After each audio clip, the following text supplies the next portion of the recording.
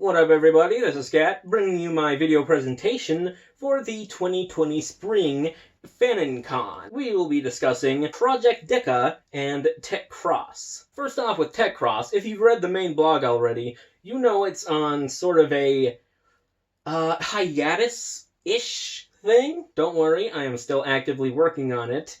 The issue is that I have to throw out the majority of what I write because I decide, oh, it's not really the direction I want to go, or it doesn't fit with the tone of the series, whatever the fuck the tone of the series is at this point.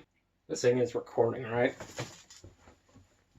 Yeet. Part 2 of episode 4 will show off a new gimmick that is actually the namesake of the Crosstrix. Now remember, the main gimmick of the Crosstrix is that it can cross-sample DNA. We haven't had an opportunity to see that so far, but with the introduction of the cross keys, we will be seeing it more often. The actual number of cross keys themselves will be limited as to avoid weird power balancing issues. The main use for them is using them as sort of, legend items for the Tech 10 series in general. What I mean by that is a specific alien from each series will receive a cross key that can be used in the Crosstrix to give the Crosstrix aliens some certain attributes of that alien. It's kind of like Fusion, except not terrible. Moving on to Project Deca, the movie is still on the back burner for now, but I am still working on it here and there, and I would like to have it out before episode 10 of Tech Cross, just due to timeline concerns there. Now, you may have already seen the image I posted of Millennia proposing. Now, what are the circumstances behind that? Does Devar say yes? Now, that you will have to read a special mini short episode thing that I am releasing during this FanonCon presentation. Devara and Millennia's relationship are important in the movie, which is why I'm doing this to sort of bridge the gap between the end of the series and when the movie takes place. Now, technically, the movie picks up where the series left off in the world of E10 Horizons. I've discussed this with Ethan, and it will be canon. It's set between seasons 1 and 2 of Horizons. The movie will also feature Hannah's series, Serena and Sasha's Solar System, I believe is the name.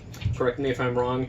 Actually don't. I don't like being corrected. Along with the Alan 10 Adventures, or just Alan 10, I'm not exactly sure, and Declanson from Aaron's cancelled series, Age of the Unitrix, which I may or may not come up with an ending for in the movie. Now, whether that ending would be canon or not is entirely up to Aaron. I'm not going to mess around in people's universes too much, because I don't feel that it's my place to establish events and rules for them that could affect the actual narrative of their series. I think that was everyone. Yeah, I think I'm good. To be honest, I have a lot of difficulty with short-term and long-term memory.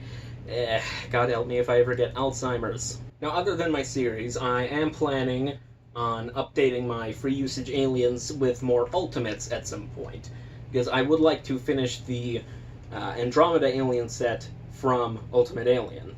I believe the only two I have left are Ultimate Water Hazard and Ultimate Armodrillo. So I guess we'll see how that works out in the long run. And that's all I have for my video presentation tonight. The rest of the hour will be dedicated to Q&A and comments, if you have any. Something specific I would like to ask for is feedback on the new art I have shown in this video, because it can be difficult to get sometimes. I think that about wraps it up, so go ahead and ask questions, leave comments, and just enjoy the rest of FanonCon. Now, I would like for you to get to commenting on the